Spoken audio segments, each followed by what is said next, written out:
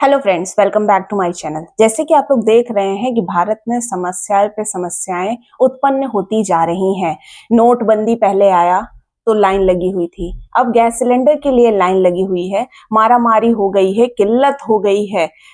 Gas cylinder, जी हाँ, LPG cylinder हमारा basic need का पार्ट है, इसेंशियल्स है, जिसके बिना सरवाइव करना मुश्किल है क्योंकि हर घर में तो चूल्हा होता नहीं है। पहले के टाइम पे चूल्हा होता था, अर्बन सिटीज में अब चूल्हा रहा ही नहीं है। इवन रेस्टोरेंट भी एलपीजी सिलेंडर की कमी की वजह से, शॉर्टेज की वजह से कुछ रेस्टोरेंट भी बंद होने की कगार पे आ गए हैं और कुछ बंद हो चुके हैं। हमारे प्राइम मिनिस्टर श्री नरेंद्र मोदी जी से ये गुहार लगाई जा रही है, अपील करी जा रही है कि इसका कुछ और समाधान निकाला जाए, इसका कोई दूसरा विकल्प निकाला जाए। कुछ रेस्टोरेंट पे इनकम टैक्स का रेट भी पड़ना चालू हो गया है। क्यों? क्योंकि अब जब शॉर्टेज इतनी ज्यादा हो गई है एलपीजी सिलेंडर की, तो ब्लैक मार्केटिंग भी हो रही है। जो सिलेंडर 900 का आता था वो 1000, 1200, 1800 में जा रहा है। इतना ज्यादा प्रॉब्लम क्रिएट हो रही है। आम आदमी परेशान है, लाइन में लगा हुआ है, लंबी लंबी कतारें लगी हुई हैं। इसी बीच हमारे देश में essential services maintenance act 1968 act की बात होती है। ये एक सेंट्रल एक्ट है और इसको स्टेट गवर्नमेंट भी अप्लाई कर सकती है अपने क्षेत्र में। इसका मतलब क्या है? इसेंशियल्स यानी जो हमारे बेसिक नीड्स होते हैं, जैसे sanitation, water supply, electricity and अब ये एलपीजी सिलेंडर भी हमारी बेसिक कैटेगरी में आ गया है। इसको मेंटेन करना सरकार की जिम्मेदारी है, इसलिए इसेंशियल सर्विसेज मेंटेनेंस एक्ट लागू किया गया है, जिससे आम जनता को कोई प्रॉब्लम फेस ना करनी पड़े। जो गैस सिलेंडर यूज होते हैं वो या तो डोमेस्टिक पर्पस के लिए होते हैं या कमर्शियल पर्पस के लिए होते हैं। तो डोमेस्टिक पर्पस को प्रायोरिटी दी जा रही है।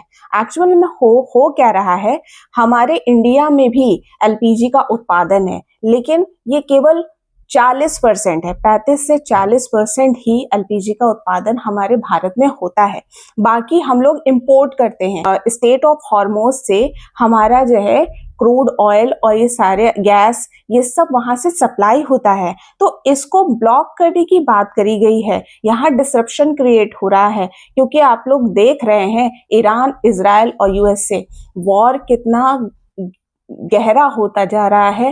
कितने दिनों से ये वॉर चल रहा है। इस वॉर की वजह से हर देश प्रॉब्लम फेस कर रहा है। पूरे भारत में गैस सिलेंडर को लेके किल्लत पैदा हो गई है। जैसे कोरोना में लोगों ने लाइन लग के वैक्सीन लगवाई थी, कोरोना में लोग इतना परेशान हो गए थे, वैसे ही जैसे नोटबंदी में लोग परेशान हो गए थे, ठीक उसी तरह गैस सिलेंडर को लेके लोग परेशान हैं।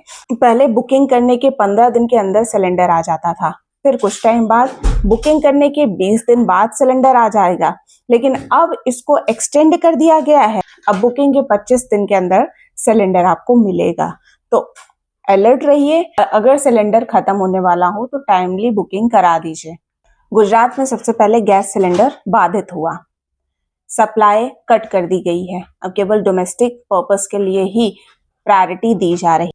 कतर पे हमले हुए, क्या वाकई ही एलपीजी बहुत ज्यादा शॉर्टेज में चल रही है? एलपीजी का full form liquefied petroleum gas है, जिसका मेन कंपोनेंट है प्रोपेन और ब्यूटेन। ये गैस है जो कि लेस स्मोक क्रिएट करती है, एक ग्रीन फ्लेम रिलीज करती है। हाउस होल्ड कुकिंग के लिए यूज किया जाता है, रेस्टोरेंट में यूज होता है, डोमेस्टिक पर्पस के लिए यूज होता है, कमर्शियल किचन्स में यूज होता है, स्मॉल इंडस्ट्रीज में भी इसका यूज है। इंडिया एक तरीके से लार्जेस्ट एलपीजी मार्केट है। इंडिया अप्रॉक्स 55 से 60% के बीच में एलपीजी गैस इंपोर्ट करता है। एलपीजी के जो मेजर सप्लायर्स हैं Saudi Arabia, Qatar, UAE, USA. Iran और मिडिल ईस्ट वॉर की वजह से ये समस्या उत्पन्न हुई है। स्टेट ऑफ हॉर्मोज से होते हुए ये तेल और एलपीजी हमारे पास आता है, यानी भारत तक पहुंचता है। भारत तक पहुंचने का वो रास्ता उसे ब्लॉक कर दिया गया है या ब्लॉक होने वाला है डिसरप्शन की वजह से। कुछ समस्या फेस करनी पड़ रही है। जैसे कि आप लोगों को पता है कि डोमेस्टिक जो गैस सिलेंडर आता है उस पर गवर्नमेंट हमारी सब्सिडी भी देती है। सब्सिडी जैसे बहुत सारे वेलफेयर स्कीम थे, प्रधानमंत्री उज्ज्वला योजना के तहत गवर्नमेंट ने सब्सिडी भी प्रोवाइड करी थी एलपीजी सिलेंडर पे। जो अफोर्ड नहीं कर सकते उन तक गांव-गांव तक एलपीजी सिलेंडर पहुंचाया गया था। इसी की वजह से डोमेस्टिक एलपीजी को प्रायोरिटी दी गई और गांव में भी लोग एलपीजी गैस सिलेंडर यूज करने लगे। अब बात हो रही है कि गैस सिलेंडर की ये किल्लत, गैस सिलेंडर की ये समस्या कैसे दूर होगी। तो अब लोग इंडक्शन यूज करेंगे, बायोगैस का जो विकल्प था उसे यूज करेंगे। बहुत लोगों के घर में बायोगैस प्लांट होता है, जो गैस रिलीज होती है बायोगैस प्लांट से उसको जो है खाना बनाने के लिए या डोमेस्टिक पर्पस के लिए यूज करते हैं। तो अब इसका उत्पादन बढ़ेगा।